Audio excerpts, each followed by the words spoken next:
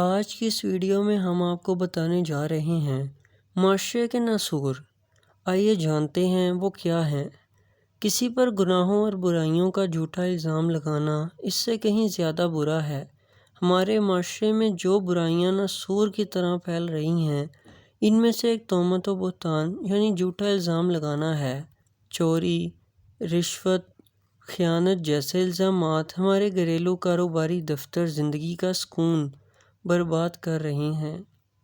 دشمنی، حسد، راستے سے ہٹانے، بدلہ لینے، سستی، شہرت حاصل کرنے کی کیفیات میں گم ہو کر تہمت و بہتان تراشی کرنے والے تو الزامات لگانے کے بعد اپنی رائے لیتے ہیں، لیکن جس پر جھوٹا الزام لگا وہ بقیہ زندگی رسوائی اور بدنامی کا سامنا کرتا ہے، اور بعض اوقات یہی جھوٹا الزام غلط فہمی کی بنا پر بھی لگا دیا جاتا ہے۔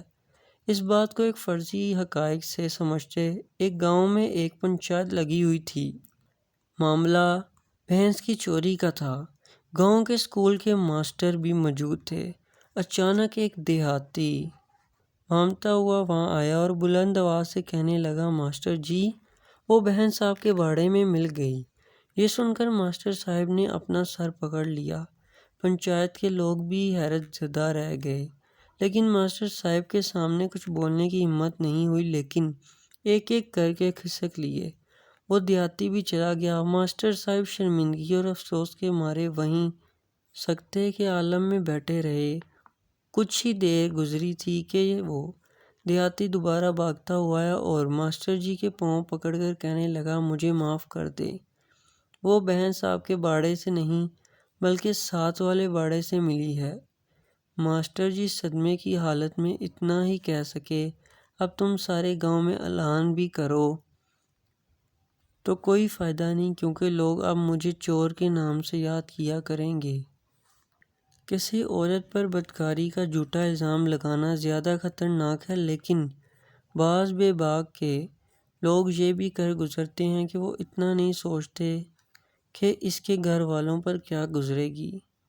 جو کسی پر زنا کا الزام لگائے اور 4 گواہوں کی مدد اسے ثابت نہ کر سکے تو اس کی شرعی سزا حد تدفین یعنی حکم سے اسے 80 کوڑے مارے جائیں گے۔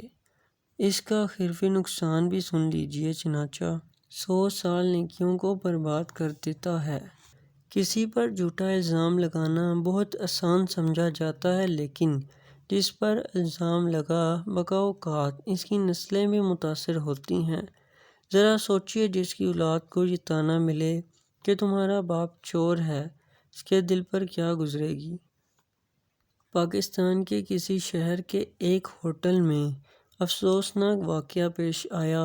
میڈیا رپورٹ کے مطابق مالک نے اپنے ملازم پر الزام لگایا کہ اس نے چوری کیے چاول رکھے ہیں، اور سب کے سامنے اس کی بڑی بے عزتی کی، جس پر دل لرزیز ہو کر ملازم نے خود کو آگ لگا لی۔